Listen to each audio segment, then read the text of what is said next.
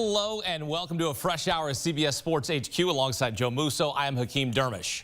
Want to make a bet? Bet on Scottie to win the Wanamaker. The world #1 surges on Saturday. Yeah, there are no sure things in sport, but Scottie, about as close as you're going to get. Saturday at Quail Hollow, a personal favorite. Scheffler surging to the finish line, but others of note as well. Moving day at the PGA. Johnny Vegas, your leader through 2 rounds, both your 18 and 36-hole leader, just the 3rd player in PGA Championship history with a multi-shot lead after the 1st and 2nd rounds. Vegas holding on for dear life throughout much of yesterday, and here in round 3, a bogey at 1, another at 2, drops to 6 under. Remember, touched 10 under in round 2.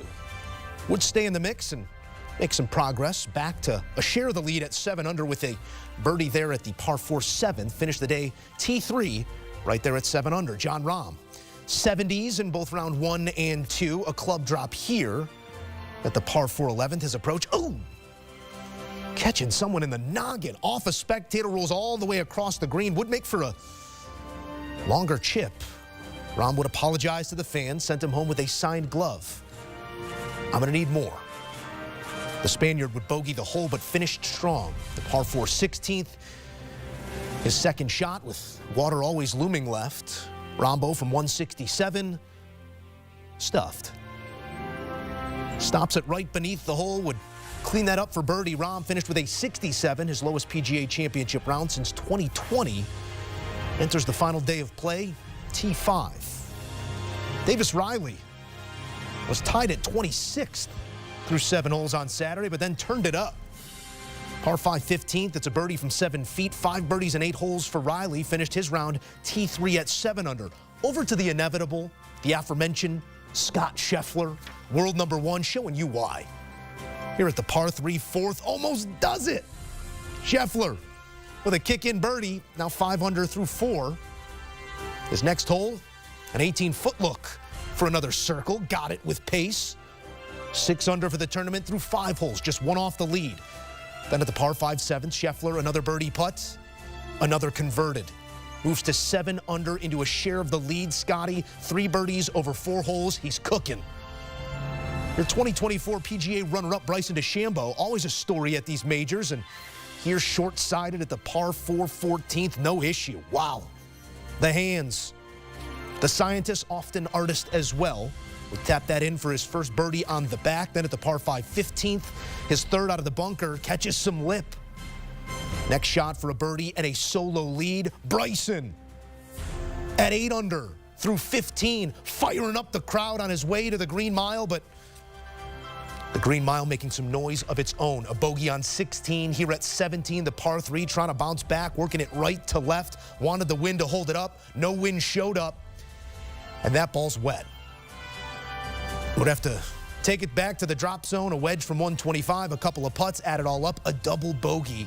Opportunity squandered for DeChambeau, who finishes the round tied for 8th at 5 under. Back to Scheffler at the drivable par 4 14th, and he's got less than driver, a perfect bounce, and it's good and getting better. Scheffler inside 3 feet for eagle. Sets up a putt to move him to 8 under, but first, out in front, Alex Noren trying to get to 8. Second start, coming back from a back injury, missed 31 weeks due to multiple injuries. It's a birdie at the last. Noren gets to 8 under, birdied 4 of his last 5. Back to Scottie. Got it. Making up strokes in multiples, an eagle, and not slowing down through the Green Mile. Scheffler, 8 under. And here he goes. Would add another at 15, then at the par 3 17th. Playing some borrow off the left. Middle of the middle. 18 feet to the bottom. Scheffler to 10 under. Lining up another birdie bid at the last. One of the hardest stretches in all of golf, 16, 17, and 18. Scheffler plays it in 2 under, a birdie at his final hole of the day. Some emotion there coming out of the 2-time major champion. Now with the inside track to make it 3. Scheffler, a leader by as many at the PGA Championship as we head to our final day of play. 11 under. Scottie Scheffler plays the final 5 holes in 5 under, and now a prohibitive favorite to collect his first non-Masters major. He's the only golfer to shoot 60 sums in each of his first 3 rounds this week. Scheffler, just 18 holes away. Talk about what you're proud of during on a difficult golf course, and you made it look pretty easy today. Yeah, I hung in there really well today. I got off to a sorry. We can get you a water. Come on, yeah, we might as well do this. That's okay. Go ahead. Yeah, sure. Okay. Thank you. Yeah, I got off to, I bogeyed the first. Actually, felt like I hit 2 pretty good shots in there. I just battled really hard today. It was really tough out there. The greens were firming up. The wind was really gusty today. I think that was probably the most challenging part, and the greens were firming up as well. But overall, did a good job of staying patient and hitting some nice shots. When Randy joined us on air at the Byron Nelson, he said that you were really getting control of your golf ball. We saw you and Randy working on some sort of hip drill last night. What have you guys been working on, and more importantly, what have you found? Well, it's just a little thing we do to kind of help get my hips moving properly through the golf ball. Just a couple little feels like that to kind of get us going. And that's kind of what Randy saw yesterday, was maybe my hips weren't moving the way he wanted to through the ball. And, it was a good little swing thought for me today. I definitely struck the ball a lot better today than I did the last couple of days. You've been dominating the final 5 holes of this golf course, and not many people are able to do that. Why the big emotion from those birdies on 17 and 18 today, and what does that do for you tomorrow? Well, yeah, I guess the qualifier there would be big emotion for me. Yeah, I don't exactly. know. No, I think it was an important time in the round. I wanted to finish off the round, the right way, and I was able to gain some momentum there with the eagle on 14 and 15. I hit some good shots down the stretch, and it was nice to be able to take advantage of some good shots. What does it take to get it done tomorrow? Yeah, just more good golf. Continue to do what I'm doing, stay in the present. Do the best that I can do. I have some great players chasing me on the leaderboard, and it's going to take another really good round. Appreciate the time. Drymouth putting up the biggest fight of anyone on Saturday in the face of world number 1 Scottie Scheffler. Goes 69-68. And the round of the day on Saturday, 65, matching his lowest at a major as he tries to capture an elusive Wanamaker on Sunday. Was a runner-up in 23, found himself in handcuffs in 24, but clear of the field here in 25. 3 shots, the difference. Scottie Scheffler, can they catch him? And for more, we take you into the Super Tower, where Masters champion Trevor Immelman offers his thoughts from round 3. Trev, a masterclass here from Scottie Scheffler. All of the words we use to describe him: unwavering, relentless, at times plodding, and you could set your clock to the guy, Trevor. How do you characterize that sprint to the finish that we saw?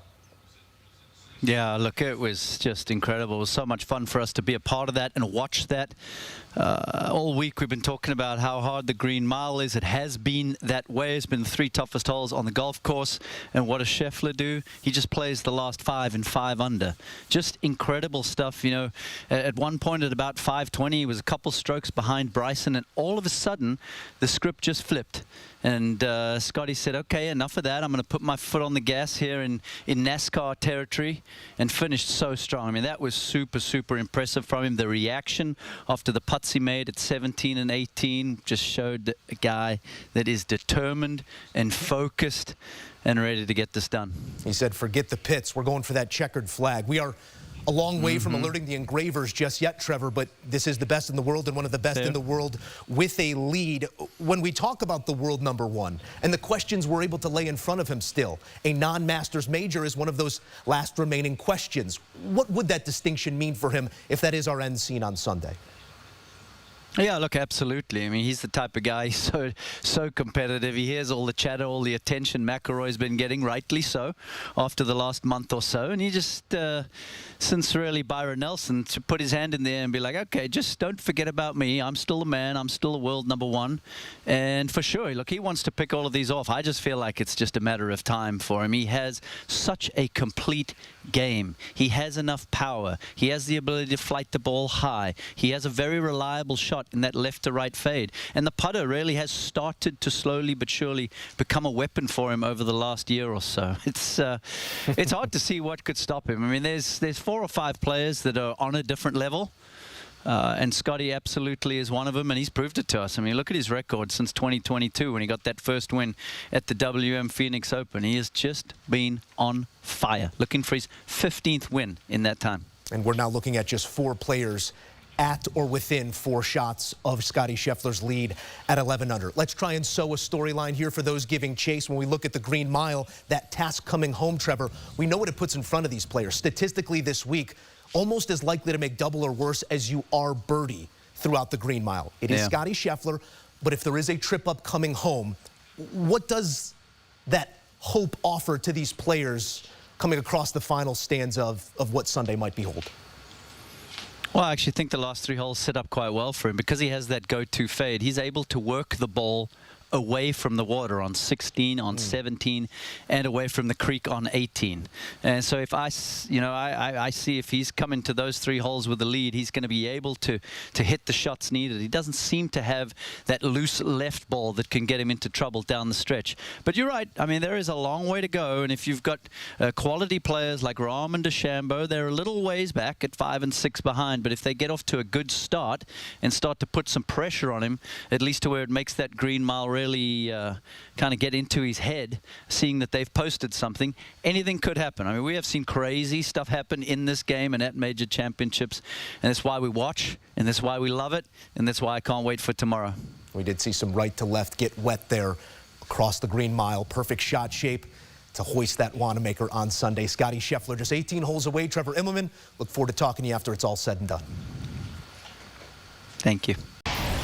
CBS Sports golf analysts Rick Gehman and Patrick McDonald joining us from the grounds at Quail Hollow. Fellas, this was something to behold here on Saturday, and I'm interested in your point of view with Scottie sprinting to the conclusion. Rick Gehman, what did it feel like out there? Oh, it felt awesome. It felt like a lot was happening. I mean, you go through this chronologically, and there was a moment where all 3 of Scottie Scheffler, Jon Rahm, and Bryson DeChambeau were tied at the top of the leaderboard. Bryson looked like he was going to at least be in the final group. It looked like he was potentially going to lead going into Sunday. He runs into trouble at the Green Mile. He gives a couple of shots back, and then Scottie Scheffler turns on the jets. You mentioned it, Patrick. After Scottie, that is, made bogey on 13, he did not miss a shot. And it was a flawless sprint to the finish line. Yeah, with the way this golf course is laid out, you saw Bryson DeChambeau make that double bogey on 17, and then across the pond, Rick, Scottie Scheffler stepped on his throat with that eagle on number 14. And you look at the difference between the two and their finishes, it really came down to the shot-making ability. That wind was whipping to the left on number 14. Scheffler hits a draw against that wind, holds it up against it, bounces to 2 feet. You think about 16, again, holding it up against the wind, 17, holding it up against the wind. Meanwhile, Bryson DeChambeau tries to ride the wind there on 16, doesn't hit a good shot, makes a bogey there, and then wet on 17 makes the double bogey. So I thought it was a shot taker versus a shot maker down the stretch, and Scheffler obviously sees the moment right there. Patrick, we talked earlier in the week on the podcast about all the different storylines coming into this tournament, but Scottie remains our unit of measurement in this game. He plays alongside Rory McIlroy for the first 2 days, no problem. He looks at Bryson DeChambeau, who took up a lot of oxygen here in recent memory, not a problem. How much do you think the last 6 or so months of hearing others' names has emboldened Scottie to do something like he did today? I'll be honest, Miss, I don't think much. This guy lives in his own bubble. He has been dubbed the process by many, not the Joel Embiid type, but the good type, because he only cares about the shot at hand, how he approaches it, how his preparation is for the week, and he'll just let the cards fall as they may. He doesn't care about the result. He doesn't care about what other guys are doing. He knows that he can control what he can control. Yes, he's going to get upset about mud balls here and there, but that upsetness is really only going to last 3 seconds, and then he's on to the next shot. So with all the noise around him, I don't think Scheffler hears that. I don't think he cares about that one bit. We're living in a Scottie Scheffler moment, and this moment has lasted about 3 years. We were just talking about this as we were walking over to studio. He has basically had Jordan Spieth's career, Justin Thomas's career, all within the last 3 seasons, and now what is almost I'll say it, almost assuredly a third major championship that is going to be coming on Sunday, the first major that will be outside of Augusta National. This just elevates him to an even more historic level. We're getting to a very short list of golfers who have 3 major championships, including 2 Masters. The amount of guys that are going to have, 15, 16 wins? It's hard to keep track of how many victories Scottie Scheffler has had, and then he is going to solidify his place as the #1 player in the world. And Joe, I think you're right in the sense that we were already hearing the rumblings, right? If Rory wins this week and then wins something else soon, he could overtake Scottie Scheffler as the #1 player in the world. I don't think we're going to have to worry about that for a while. Moments become eras when you accrue them in this manner, and this is quite a moment on Saturday. The ultimate moment still out in front of him on Sunday. Again, a 3-shot lead for Scottie Scheffler with 18 holes to play. Hard-pressed to find someone on this leaderboard who's going to catch him. He's going to have to come back. We'll get your full preview coming up here in just a bit on CBS Sports HQ. I do want to talk about a couple others here. Bryson DeChambeau, a bad putt, an overcooked 9-iron, his undoing on this day. When you start to look at the tee times for Sunday, how big of a mistake and slip up were those final 60, 70 minutes for Bryson DeChambeau, Rick? Massive. I mean, he went from being in the lead to just being 1 shot back. When he finished his round, he told reporters, "I'm okay. I'm only 3 shots back." Well, that also didn't age well, because now he's 6 shots back. And what was the difference in the Green Mile? Scottie played it at 2 under, and Bryson played it at 3 over par. So that's a 5-shot swing on the most difficult stretch. I mean, it's almost insurmountable at this point, all in the matter of 45 minutes or so. I want to go back and watch that shot again into 17. The shot tracer, if you trust it, it really was looking like it was going to be just a perfect little baby draw. And I don't know if the wind snatched it up because it started moving hard left. I don't know if it's one of those spin issues because he hits it off the toe of his bulging 3D printed irons. I mean, I'm serious. I don't know what it is, but it really was a pretty shocking mistake in the moment. They misread the wind. He came out and said he thought it was more into rather than cross, which I find difficult to understand with how he felt the wind on 14, how he felt the wind on 15. And you think about 14, he missed that shot right at the green. Actually got pretty lucky with where that ball ended up. Hit a great touchy chip to get up and down. 15, he was way right off the tee. Also rode the wind there. And then I think maybe the grandstands got in the way of some wind on that green, but it was just misreading it at the worst time possible. It was a championship-defining 2 hours for both Scottie Scheffler and Bryson DeChambeau, and unfortunately for DeChambeau, it's the wrong type of defining. A lot of yellow on that Wikipedia page, maybe more coming on Sunday for Bryson, but a win will be hard-pressed to find. And you look at all that yellow, not enough green. It was gift-wrapped at Pinehurst and doesn't show on Sunday at the Masters. He's a key character in these stories, but not the main character outside of that triumph at Pinehurst. Let's talk about one other here, because the closest to Scottie Scheffler with major distinction on this leaderboard is sitting 5 back, and his name is Jon Rahm. Maybe not something we expected coming into this week with the form that he carried. We know he carries some from the LIV Tour, but has been unable to get things going at the majors. How important was this for Rahm's confidence moving forward to our final 2 majors of the season, Patrick? I think huge. We were talking about it when everyone was tied for this tournament only 3 hours ago, how if Rahm somehow picked this off, he would have been going to Portrush with a chance to win the career Grand Slam. And it's just a reminder of how good this guy is. He hasn't had his best stuff. He came out and said as much after his round, but think about it. He finished top 15 at the Open with an unreliable swing. He finished top 15 at the Masters with an unreliable swing. Yes, the top 10 finishes on LIV Golf have been great, but he said that he's been craving to get back on the major championship stage. And one thing I got to point out is him doming that guy on number 11. They're walking up to him, and Adam's like, hey, you need or he asked Adam Hayes, his caddy, for a glove, and Adam goes, I think you might need something a little more than the glove with how hard you hit him. Yeah. Got away only paying for the glove, of course. But the iron play took a really nice step for Jon Rahm today. The driver we know is so good, that left to right that we see over the past number of years. But the iron play has been down in 2025. He has a lot of work to do, but we've seen him go on runs before, and I think he could go for a little bit of a charge tomorrow. I was thrilled with this. Jon Rahm is the most intense golfer that I've ever covered. I wasn't around when Tiger was winning all those major championships, and Jon Rahm, when he's at his best, when he was the former #1 player in the world, I mean, he would look right through everyone, and he would will his way to victory. And we saw a lot of that in the third round. It was great to see. We don't get to see it often, and I was impressed with the way that not only he drove it, but to Patrick's point, the way that he gave himself so many opportunities with his second shots. And outside of the first 2 major championships that Rahm has played after joining Live Golf, he's been pretty darn good. And we know that the first couple of majors, going back as the defending champion to the Masters, was really awkward, and then kind of took him some time to work back into that major championship routine. It appears like he's starting to figure out the cadence of his game, the cadence of his schedule, and he's starting to feel like himself again, which I think is really great, because Jon Rahm should be competing and contending in major championships. Yeah, I mean, you hit me in the head at that ball speed, and I got to know if there's a watch in the bag. I need a little bit more than just a glove. All clocks read Scottie as we head to Sunday at the PGA. Thank you, gentlemen.